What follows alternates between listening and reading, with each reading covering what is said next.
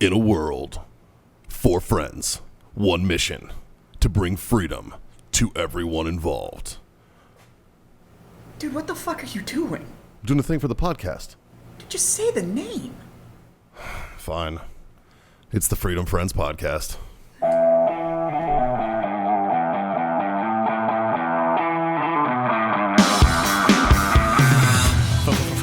Fuck boys.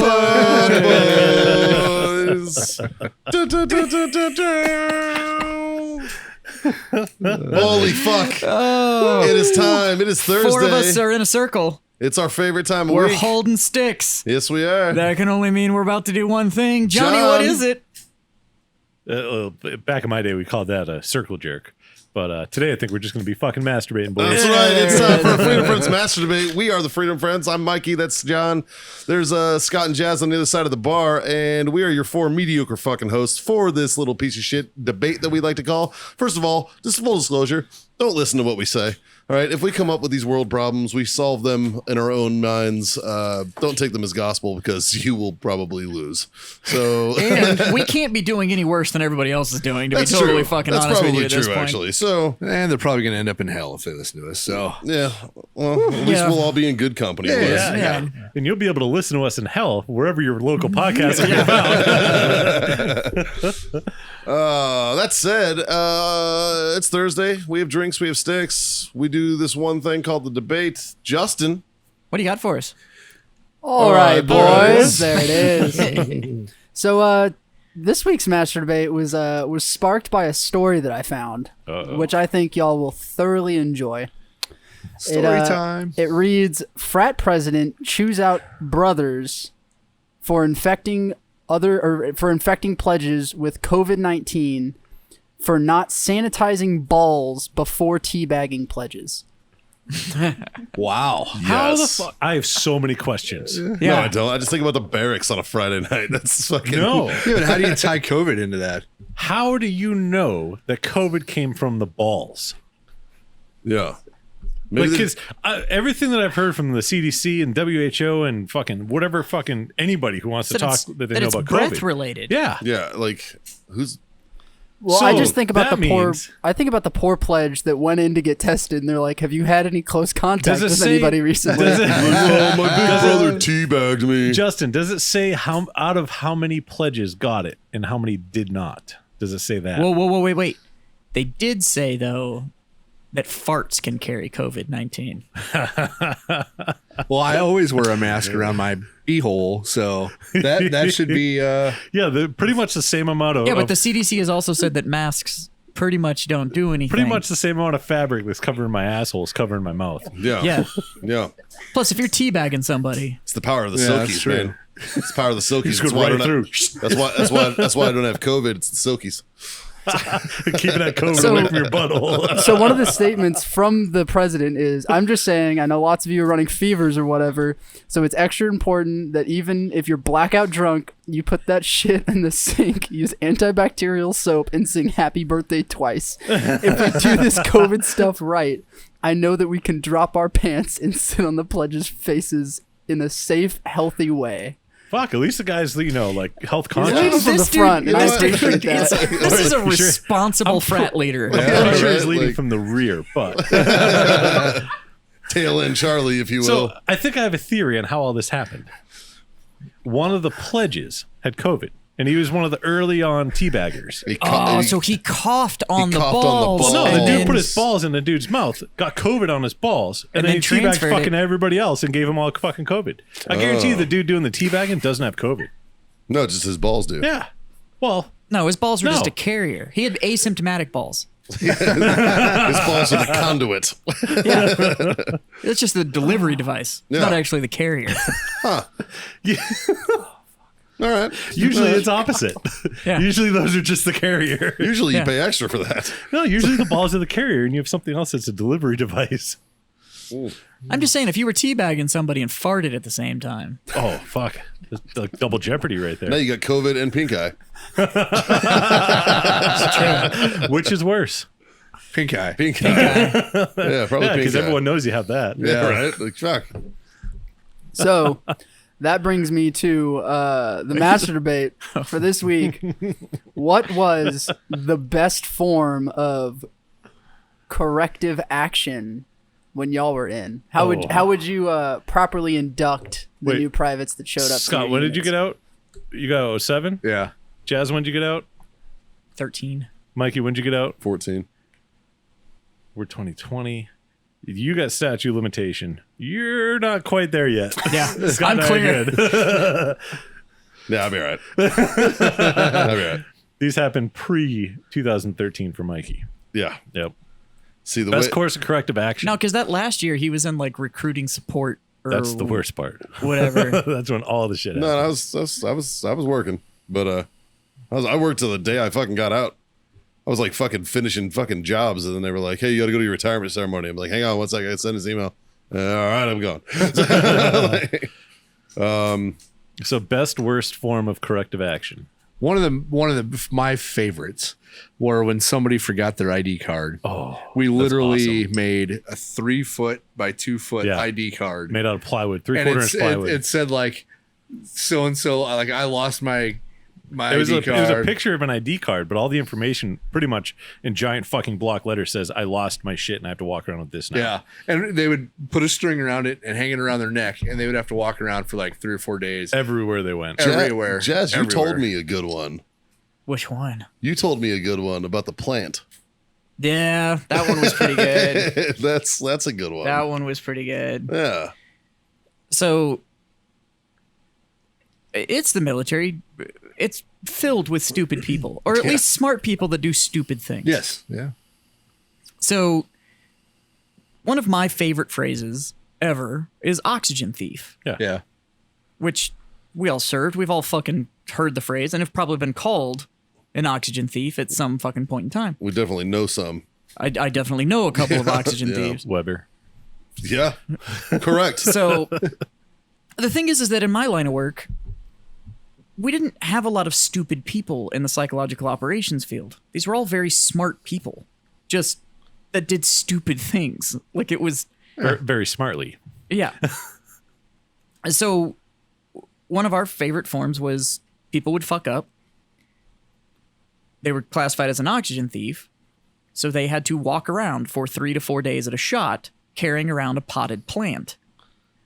And anytime anybody would ask them why they were carrying around the plant, they had to come to the position of attention, and we had a whole script written out explaining how the oxygen that they were stealing from everybody else was unfair, that they were removing the amount of comfort that your brain needed to operate properly. So they were carrying that plant around to replace the oxygen that they were stealing from everybody. Nice. And it went everywhere with them. Nice. So that one was pretty good. I think my favorite form of corrective action I ever saw, though, was the starfish. That one was pretty good. And they'd make you starfish in the sand pit till you became a sugar cookie. Sure. But they would spray you with a hose first so that you were wet before they put you in that playground sand that was in every smoke pit behind every fucking garrison pit. Explain to people what a starfish is in case they don't know. So if you don't know how... So a starfish moves around the ocean floor by wiggling all of its limbs and kind of pushing its way down the sand. So to starfish in a sand pit, you had to lay either on your front or on your back, and then each individual limb had to be moved to move yourself a couple of inches through the sand. And we're it's- not talking like... And its mouth is in the middle, which means mermaids are just getting their titties sucked. Yep. True. And so... And I've actually never been on a Marine Corps base, so I don't know if you guys have them, but Mermaids? We have pits. yeah, so... Sure. I was thinking mermaids too. I'm Yeah. like, fuck, I joined the wrong branch. We call those wooks. Yeah. But Yeah. so the pits that we would have behind they're huge. They're like half the size of a football field. At least mine was. It was fucking, we were the absolute pride of the base because we had the largest smoke pit on the base, but whatever. So you'd make them go from one end to the other Yeah. in starfish maneuver, but you'd spray them with a hose first to wash off whatever stupidity they had brought to the pit so that it couldn't be contracted by anybody else that We was can't put in there. contaminate the pit. Right. And then you make them starfish from one end to the other until you got out looking like a sugar cookie. which essentially meant that you had been coated in so much sand at that point that you were the exact same color and texture of a sugar cookie. Yeah. And that was Nice. that shit was brutal. You'd watch people's just all the seams, like in their elbow, their neck, behind their ears, between their fingers and everything. It would just essentially sand off like the first top 10 layers of skin till everything just changed colors. But you stopped doing stupid shit after that. Yeah. It's effective. Yeah. See, my favorite, I would say, it's my favorite because it was effective. It's not the funniest, and it's pretty fucking cruel, but it's my favorite because it was effective. Yeah. But every time I had a stinky kid, or like a kid that didn't want to fucking shower, or whatever the fuck, scuzz brush bath. Mm-hmm. When we fucking, like, his fucking team would grab his ass with their fucking scuzz brushes and chuck him in the shower in his silkies, start dumping Comet on him. Right. And just fucking scuzz brush that motherfucker till he was clean as a fucking whistle. Yeah, like that was probably one of my favorite because it was effective, you know. It was much like the sugar cookie thing, you know. It's effective, you know. Guess who showered and brushed their teeth every fucking day after that? Yeah, fucking Stinky did. Yeah, you know, the 7 minutes it takes for you not to smell like a fucking ass. Yeah, like fuck, it's worth it. Yeah, yeah. I had one kid, we called him Millhouse because he looked like Millhouse from The Simpsons. He was just fucking. He looked like a greasy rat, just fucking zit-faced and fucking gross, and just never fucking brushed his teeth. Or I made that dude brush his fucking teeth till he was like just spitting pure blood one day, and I was just like, brush him again, fucking like freaking the fuck out on him, dude. It was gross. But after that day, that motherfucker had pearly fucking whites every morning, man. It didn't smell like a foot. Because after he was done brushing his teeth and spitting blood, then his ass went and got scuzz brushed, and just fucking, it was corrective action at its finest. It worked. I think Scott and I have talked about this on a previous episode, but we can bring it up again. We had a guy in our platoon that just couldn't get life right, essentially. It's the easiest way to explain it. And he was a good guy. Like, we went up to Chicago and met up with him, and like, we made his life a fucking living hell for like years. And I mean, he had pizza boxes under his bed. He had food in his fucking closet in his barracks room, like rotting fucking food. Yeah. And he'd open his barracks door, and I'm on the third floor in a barracks, and I could fucking smell it. It wafted up. It was just, we did the same thing. We scrubbed him down with Comet and fucking, Brillo pads and everything, every fucking thing. And so, I got out, and in my mind, like, this guy's still a fucking shitbag. Like, nothing's changed. Still stinks. His room's fucking mess. Like, everything, blah, blah, blah, blah, blah. So fast forward fucking 10, 15 years after we get out, and we link up with him in Chicago, and this motherfucker got out as like a E6 or E7. He fucking went to sniper school and passed with fucking flying colors, went all, stationed all around the place, was fucking getting opportunities left and right. And he, like, at first, like, driving up, Scott and I were just like, oh, this might get awkward. This might get weird. Yeah. Like, we fucked with this dude a lot. Yeah. And so we go out to dinner and have a couple of drinks, and he's just like, hey, like, I just want to thank you guys. And we're both of us are just like, what? I mean, the fucking grown man, dude. It's real man shit. And dude. he's like, look, he's like, I wouldn't be the person I am today if you guys didn't fucking fuck with me like you guys did. Like, yeah, I know I didn't make it easy on you guys, and you guys didn't make it easy on me. He goes, but I fucking needed that in my life. Like, I needed somebody to point me in the fucking right direction. It doesn't matter how. And he goes, and you guys fucking did it. And obviously we didn't do it with like hate, because like if we didn't like the guy, we wouldn't go fucking have dinner with him. You know? So it was, I think a lot of those people needed to realize is the people you fucked with are the people you were really hard on. The ones that you checked up on all the time and stuff like that. Is you saw something that you gave a fuck. They didn't see, and you gave a fuck because they were one of your guys, or they were either in your leadership, or they were in your squad, or in your platoon, or somebody you actually gave a fuck about. And a lot of that from the outside, they just go like, oh, it's just this ritualistic fuck you kind of thing. And it's like, no. Like, even if you had somebody you didn't like, you worked at keeping those guys squared away, because when it came time to go to war, these were the motherfuckers that went with you. Yeah. Like, you couldn't look at these dudes and be like, no, we don't have to worry about the fucking soup sandwich that's out there having to watch my six, because fuck it. I'll get shot in the back when he's not doing his job. I'm fine with that. Like, Yeah. No, that's not how it works. it's not how it works at all. Like, I learned a very valuable lesson, a life lesson when I was in the military. I went from just being lower enlisted to a leadership position, an E5. Typically in the military and the Army, when it happens, they move you. And they do that so that way your friends aren't now your subordinates. yeah. Because you have that personal relationship level. So they take you get in a leadership position, they either put you in a different squad, different platoon, another company, PCS to a different fucking duty station, something. Yeah. So that way your leadership is kind of a fresh start. I didn't get that opportunity. So I had like my boys that I fucking went out with every weekend and got fucked up and shit-faced and did stupid shit and tried to keep each other out of trouble and jail and all that stuff. And all of a sudden I'm fucking the one that's like, hey, motherfucker, do push-ups. Yeah. And I learned real quick the difference between a personal relationship and essentially business, or we have to complete the task at hand, and you and I, our personal relationship has nothing to do with the words that are coming out of my mouth right now. You're just fucking up, and this is something that I have to do. And it's nice to be able to learn that, Yeah. but it was really hard at first. Well, it's fucking big Yeah. boy rules, man. Yeah. Well, I ran You know? into the same situation that you did because my community was too small. Yeah. There's nowhere to send somebody. Right. Like all of a sudden you catch 5 and now you're a team lead, but there's nowhere to send you. Like it's such a small community that it's Yeah. just like, nope, these motherfuckers, same thing. Yeah. Bro, The I was guys in- that you were out fucking doing all the shit hoping you weren't getting caught with now work for you. I was in the same platoon from Lance Corporal to Sergeant. Yeah. And into Senior Sergeant. So when the platoon I was a boot in, I ended up being platoon sergeant of. You know what I mean? So like all those guys. So it's very similar, Yeah. man. Like I grew up with these guys. Yeah. And granted, like a lot of them were also my peers. They grew up with me, and we had the new guys. Yeah. But still, like there was some guys who got Yeah, it's hard. held behind, like, Yeah. or got in trouble. My very first corporal that I ever had, my good friend, he actually listens to the show, Mike Keys. He lives in Cleveland. He's a fucking great dude.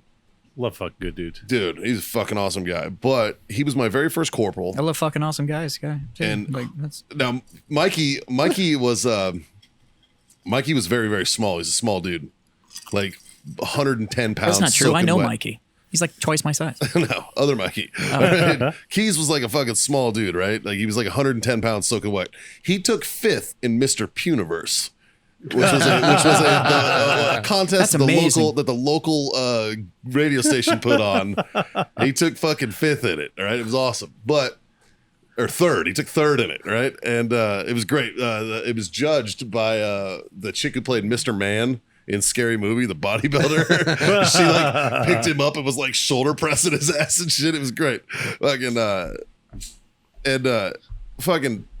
He eventually got in trouble. He got into a domestic with his old lady. His old lady, who was bigger than him, Oh, geez. started beating his fucking ass. And as she's got him like pinned down in the mount and fucking smacking the shit out of him, he reached over, grabbed a fucking shoe and fucking smacked her across the face with a shoe.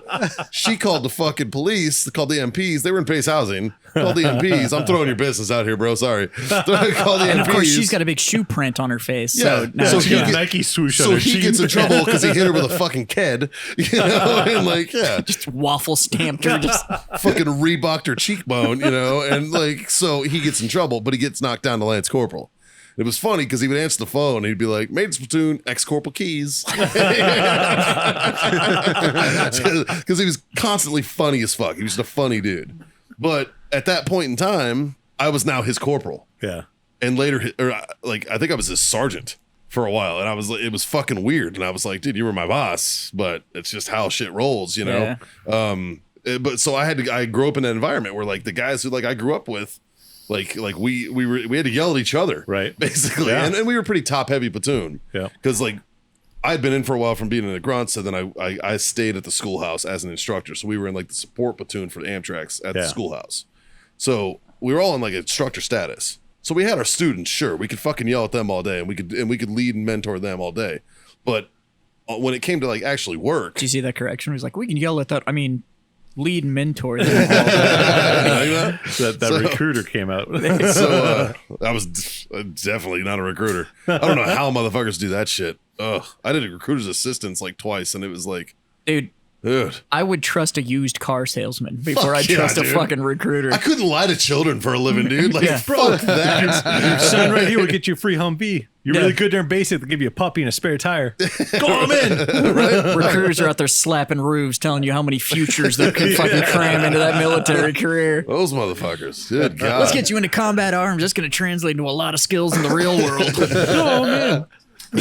And that's something I think all branches have in common. Yeah. Is the recruiters are just fucking scumbags. Shit. I love how it's blamed so much on the recruiters, and the recruiters are scumbags.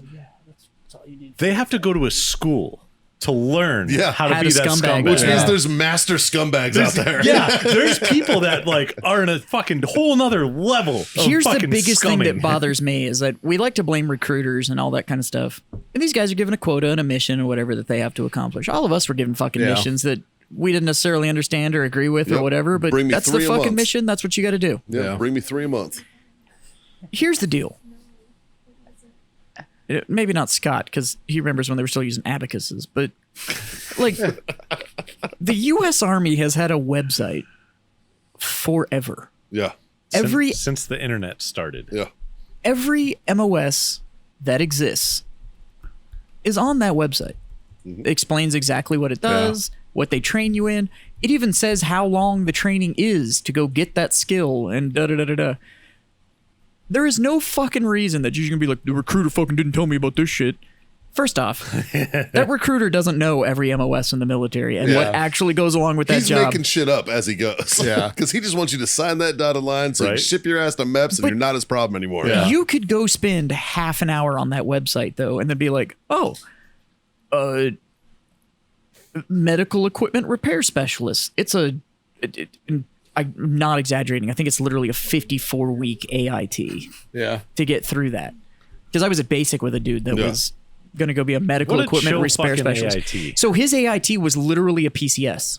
Yeah. It was not an AIT. He literally had to PCS to that because it was over a year That's crazy. for the school. So it was Our a comm full guys do that. PCS Our move. contexts are over a year. But the thing was, is he was like, I picked this because when I'm going to do he had signed up for 6 years. So he got like 40 grand or whatever to do the 6 years. And he's like, but I'm going to come out with 6 years of experience in it, a year-long training school, and medical equipment repair.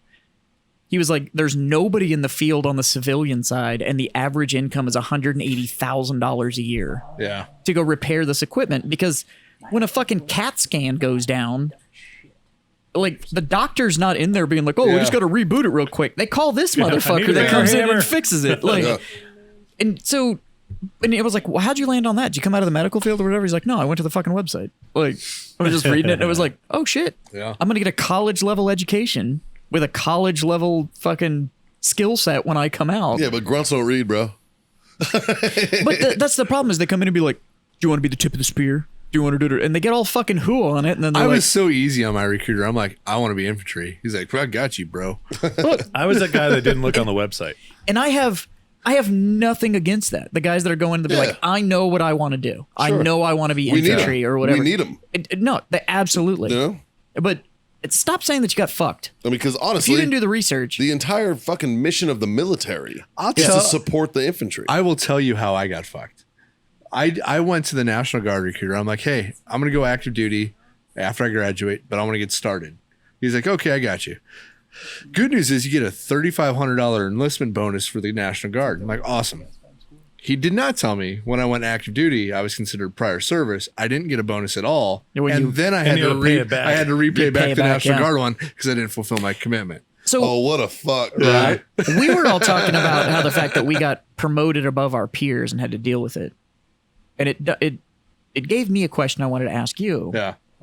When you switched over to go being a sniper instructor, Yeah. did you ever have anybody come through the school that you knew? Yeah, it was my. That's why I became and so I was with, so I was a 101st guy that taught SODIC, which is like the Special Forces Sniper School. Yeah. That was fifth groups co-located with the 101st at Fort Campbell. Special Operations Target Interdiction Course. Yeah, that's what SODIC is. And then as I became an a good instructor, acronym. I was kind of a liaison instructor for all the 101st guys that they rotated through. So I knew a lot of the guys that came through my school. So what was that like when all of a sudden you had to flip from Oh my god! Like one of the Joes to stories are like amazing. the instructor.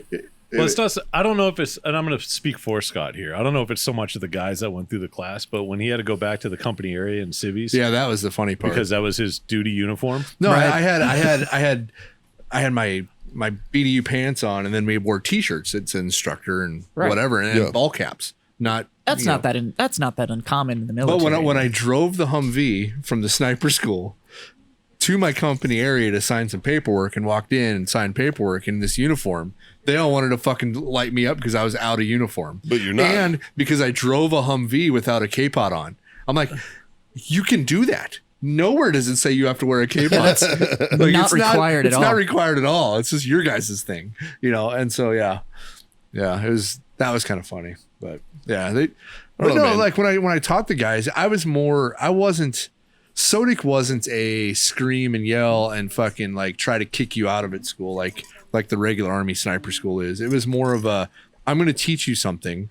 It's points based, so you can go through the whole school and not graduate, But still get the skill set. You're gonna get the training, Right. Yeah. you know, because it was in between 2003 and 2005 when I was teaching, and there was guys in the sniper sections that had no formal training, and so I was all about just teaching them the skill, and we weren't trying to kick anybody out. No, I didn't think you Yeah. had to like flex. I just didn't know Yeah. what it was like with that transition of all of a sudden. No, it was You awesome. know, now you're in charge. Yeah. Well, I mean, it kind of, I don't know. I promoted within too because I didn't go anywhere, Yeah. and so yeah, like I got my E5, and it was with all my peers, and I was in charge of them sometimes too, and it wasn't a big deal. I don't know. Well, there you go. We there's our Yeah. stories and our favorite way of smoking people. But I guess you could always get the old exhaust samples and the fucking bullshit out well, of that's that. just hazing. Like, Yeah. go get me a box of grid squares and all Yeah. that kind of My shit. favorite was The ST1 tool. we got new 203 barrels one time, and they came with these plastic plugs in the barrel when they shipped new. The 2 or 3 blank adapters. And so I got everybody to like try to go get 2 or 3 blank adapters from supply. That Gotta was go to supply. Awesome. That's hilarious. That's a good one. That's good, That dude. was a That's good good. My favorite thing was anytime I had to do fucking inventory for supply, where you had to go down and do all the fucking serial count out and all Yeah. that shit and whatever. I'd sit there and be looking at the manifest and go, "Ah, fuck." Be like, "What? Dude, the Pricky 8's not in here.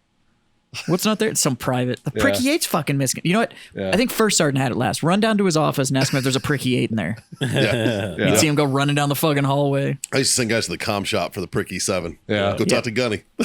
Be like, hey, man. Oh, fuck, dude. Go, hey, we need to fix this comm gear, dude. Go to the comm shop, grab Gunny. My Tell me stepdad the was telling me Pricky 8. stories about they'd get brand new semen on their ship and shit like that, and he would send them fucking all over the place looking for batteries for the sound powered radio. Getting a brand new semen's better than getting used semen. That's true. On Amtrak, we used to ask them to, we tell them to, like, if I just needed to get rid of a kid for a while, I'd give him a ball peen hammer, like little tiny one, and be like, go look for soft spots on the track. And he'd be out there, tink, tink, tink, tink, tink, tink. Fucking hours. I'd be like, did you find any? Oh, yeah. I'd give him a piece of chalk, and then I'd go out there and there'd be like Little fucking circles and shit. And I'd be like, this fucking guy. We used to make people go inventory the keys for all the Humvees. Oh, yeah. Have you ever seen there's a video on the internet where some soldier, it's in shout out Army, man. So you got this fucking kid. It was great. He was talking about how he had to pull start the Humvee. And he's pulling the fucking cable. That's so awesome. And the kid's like, I can't get it. I can't get it. It It's was like, dude, it's the easy. lock cable. Yeah, the lock cable. And he reaches in and he fucking does it, but he hits the start at the same time. And the kid's like, what the fuck? And he's like, yeah, dude, just fucking do it. And he's like, you'll get it. You'll get it. It was fucking, he did it masterfully. And I was like, awesome. My dude, he got him. I was like, I like that one. That's good. Yeah.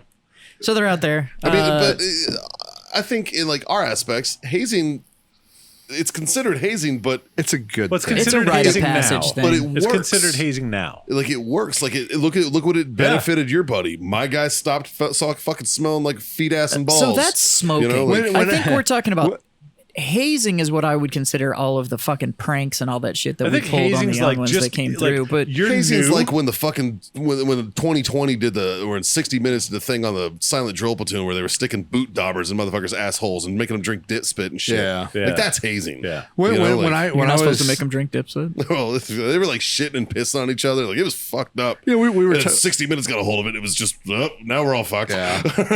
when we were talking about corrective action, and my leadership, the way I did it or the way I trained people was through embarrassment. I would embarrass people to the point where they're not going to make that mistake again. Like on the sniper shit, right? Yeah. Like if they would dial wrong or something like that, I would just fucking real loud so the whole class could hear. Like, oh, the wind's blowing from left to right, and you're gonna dial more fucking right. Like that doesn't make any sense, you know. Like, I would like really dig into like why the fuck did they, but yeah, people make mistakes, but like I would embarrass the fuck out of people, and I think they hated it. Yeah. But most of it my was corrective pretty action effective. was, put them in the front leaning rest, they'd push. But I would sit there and I'd literally squat down in front of them and I would ask them questions. So they'd go down and come back up, and then I would ask a question. yeah, And then they'd go down and come back up. And we'd have essentially a teaching moment.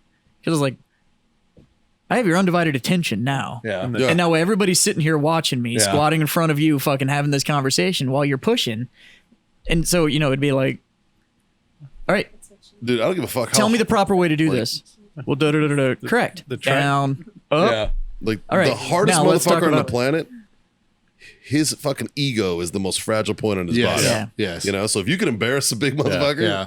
And the Yeah. tricep you're gonna is- get it across. You know, That was like, the big yeah. thing. And then tries- my only other thing with corrective action is if anybody above me ever smoked one of my guys, I'd go out and get smoked with them. Sure. Because that was that whole like, if my guys fucked up, Yeah. then I fucked up. And if somebody above me had to take corrective action, then I need to be right there with them. Yeah. But then again, it was the whole time. Like we'd be sitting there fucking, you're bear crawling up some fucking hill or some bullshit, whatever inventive exercise they came up with. And you'd have that conversation with them about like, why we're here, why we're doing what we're doing, and da-da-da-da-da. And it's an opportunity for you just to, I always viewed it as an opportunity to reflect on the gravity of your responsibility. This isn't just a job, it's a lifestyle, and Yeah. you've got to embrace it that way. Yeah. And if you can't, then keep your head down, do your time, and get the fuck out. Fucking Like, A. but if you can, then learn from it, and then you'll get to be that E7 that's sitting here fucking giving learning lessons to whatever. But don't be the Yeah. douchebag that's just smoking people for the sake of smoking. And there was a people. lot of people like that. Sure. Yeah.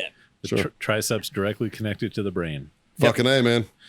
Well, I think on that note, boys, I think we've covered a lot in this little master debate. We Yeah. master debated all over this. We master motherfucker. debated the fuck out of this one. from the window to the wall. That's right. What did we learn? Probably nothing. Probably all sorts of shit. The Navy doesn't like used seamen. They only like new They, seamen. they like brand new semen, Yep. not used semen. It gets too crusty then. Leave streaks if you don't clean it up right away. So I'm told. Scott hazed Alexander the Great. We knew that already. He was just Alexander. He was just Alexander at that point. He wasn't great until Scott was done with him. He was Alexander the bitch until he became like an E3. Well, fuck, boys. Oh, my ass is falling asleep. Raise them glasses. Raise this Ascles. glass. My ascles. John, what does your cup say there? buddy? It says PETA. Please eat the ass. Please eat the ass. Yeah. GrillYourAssOff.com. Nice. They are not a sponsor, but good dudes. So thank all you motherfuckers for being my freedom friends, and you out there listening. We thank you for being our freedom friends too. Yeah. Patreon And, supporters, you're the shit. You are. Check you, out, You have just a little bit more freedom in you than everybody else. That's does. right. Yeah. And if you want more freedom, check us out. Check out the Patreon. Links in the description here. Check out O Wellness. Speaking of Patreon, we need all the Patreon people to send us their t-shirt size. Yes. Yes. We yes, do. we do. Yes, we do. So this will be the test. See if you're actually listening to the show. Send us That's your right. T-shirt side. Yeah. If you made it all the way through, because this is the end. So here's And, the test. If you don't I'm send us pretty your sure they only t-shirts, listen to the first 30 seconds. I'm pretty sure, dude. They're like, yeah, And then I with that, checked it off. tell your mom, Tell your friends. tell your mom's friends Yeah. Yeah. that we have a simple request for you, Yeah. and that's to smoke on. Drink on. And God damn it, Freedom to fuck on. You That's what I'm goddamn fucking right. talking Yeah. about. Woo. Yeah. Smells like freedom. And Badusi. I love some Badusi. Yeah, you like that butt, dick, and pussy? I do. Later, y'all.